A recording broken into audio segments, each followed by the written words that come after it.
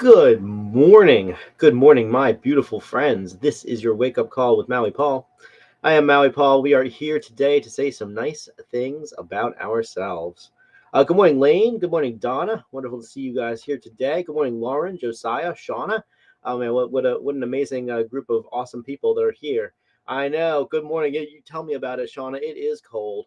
I went to bed early yesterday because I actually had a little bit of a cold. I was in bed by about 10 p.m. last night, and let me tell you, I took all the vitamins and all the teas, and I just passed out. And I was kind of wondering if I was even going to be able to make the wake up call today, but I here I am doing it. So, anyways, but yeah, it's definitely cold. Uh, anyways, thank very huge big thanks to Pepper for setting everything up for me so that I could just roll out of bed. Yep, that's my third arm, just comes right out of my ear. It's great. But anyway, huge thank you to Pepper. Huge thank you to Pepper for just setting this up so that I can roll out of bed, do a wake up call, and I assure you that I'm going to roll right back into bed as soon as it's done.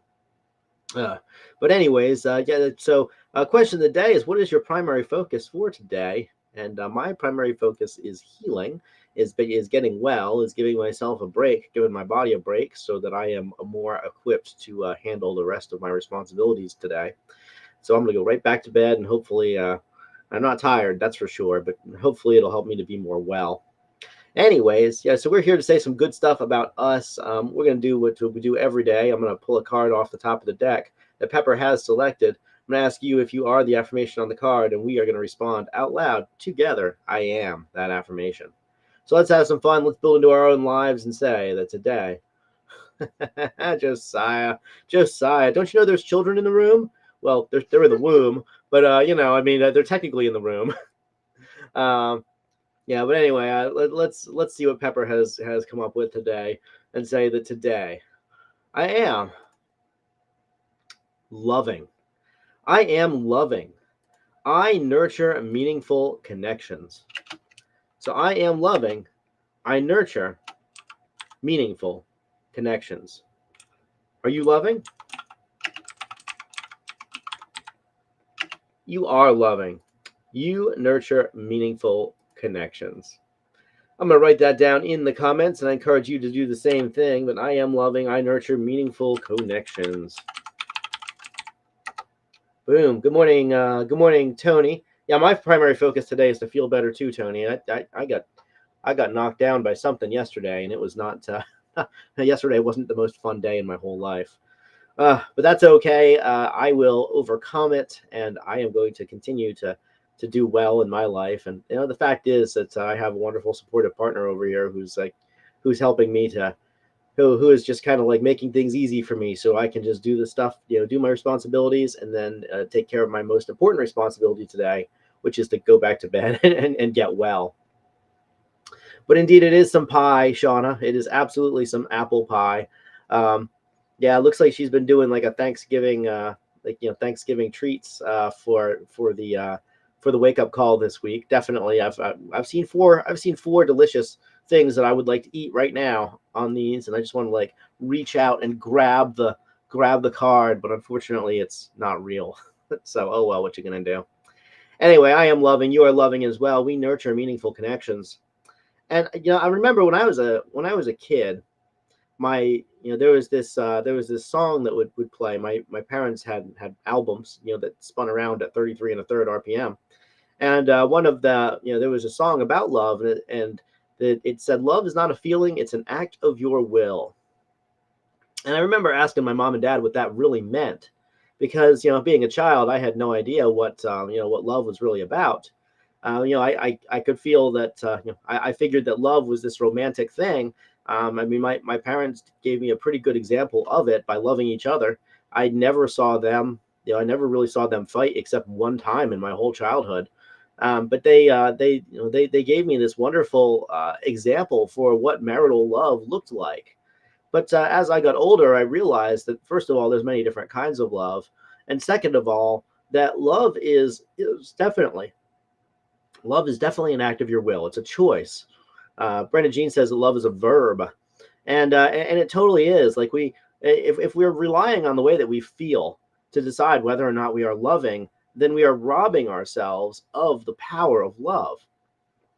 If we are deciding that, oh well, I feel emotions toward this person, and so therefore I love them.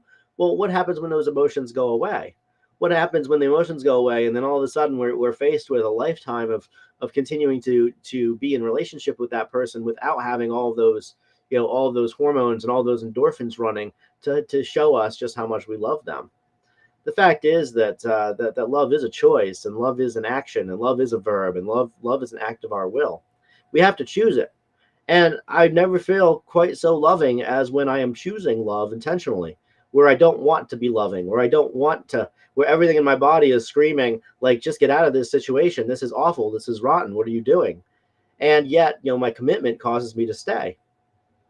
I'm sure you probably had the same, I'm sure you had the same feeling yourself. I've got a daughter on the way in February, and this daughter is going to give me all manner of positive, amazing feelings. She's also going to frustrate the living shit out of me, and I know it. And what if what if I decided that well, when she's making me feel good, then I'm gonna treat her well, and when she's not making me feel good, I'm gonna treat her crappily. Well, obviously, if we treat people the way that they treat us, then it's going to be a negative spiral of awfulness. Because we are more likely to notice when people treat us poorly than when they treat us well. My dad called it the garbage man effect. He said when the garbage man can come 5,000 times and you don't think about them at all, but when they don't come, you immediately notice it. We are pre-programmed to notice when things aren't as we prefer them to be. And so it is with love as well. We are pre-programmed to notice when love isn't there. When love is there, when those feelings are there, we take them for granted because that's just how it works. We take it all for granted because it's something that is just right there in our lives. But as soon as it is absent in our lives, all of a sudden, it's a very noticeable absence. And so, Shauna says, "I'm glad you don't have rose-colored glasses for fatherhood." I do not. I do not. I started this whole journey at 41 years old, Shauna. I'm well aware, at least in my brain, that Pepper's over there laughing. But I'm well aware, at least in my brain, that this daughter that brings me so much joy is also going to bring me a tremendous amount of pain and frustration too. And that ultimately is the journey of love. It's love is about how it changes us. Love isn't about what we get, it's about what we give. And it's about who we become in the process of giving. It's about who we become in the process of expressing our most precious gifts. It's about who we it's about who we change and become, and love does indeed change us. And so we are loving today. We do nurture these meaningful connections. As we're going into a holiday season, a lot of us are probably going to have the ability to go and hang out with our families. The very first people that we ever learned about love from, for better or worse, because not everybody had a loving family experience. That's for damn sure. But something that I noticed as I've gotten older is that love itself is not just about who your biological family is. It's also about who your chosen family is. It's about the people that you choose and you decide, and you're like, you know what, I'm going to love this person. I'm going to love these people. I'm going to dedicate myself, even though it's hard, even though it's yeah, I'm going to dedicate myself even though I know that this dedication is going to cause me pain. C.S. Lewis says that the price of great love is great pain, and that the more that we love, the greater capacity that is opened up to us for the people that we love to hurt us. And yet, it's still worth it. We do it anyways. We love anyways, even though that pain is an ever-present threat. Even though that pain is not just a threat, it's a oh gosh, it's a it is something, man, I am losing my word here. It is something that is guaranteed to eventually happen. And so, the fact is that even though loving is something that is difficult to do, we do it anyways. Even though love is something that is that has the potential to really open us up to be hurt by others, we do it anyways, because the benefits of love are far far greater than the costs. Even if love is tinged with so much pain, the growth that we achieve through loving is worth doing. And so I love you. I love you because I choose to love you. I say it at the end of every single wake up call. I don't love you because you make me feel a certain way, although a lot of times you do. I love you because I choose it. I love you because I choose to care. I choose to care about your life. I choose to care about the things that make you happy. I choose to follow along as you go and do life, as you explore. I choose to be a part of your world, and I'm glad that you choose to be a part of mine as well, because as we nurture these meaningful connections, it gives us a much greater perspective on life. It allows us to grow and develop and change and become the people that we were born to be. We can never go back to a time before we loved. Once we've loved somebody, we can never go back to that time. Yesterday, I was reading Rudyard Kipling poems, and one of the poems really stuck out to me. It was about the poem was called Virginity, although it was not necessarily about virginity.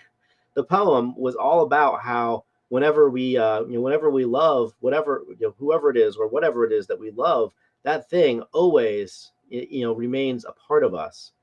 As Kipling put it, he said, no sailor who, having experienced the sea, will ever live voluntarily too far away from it.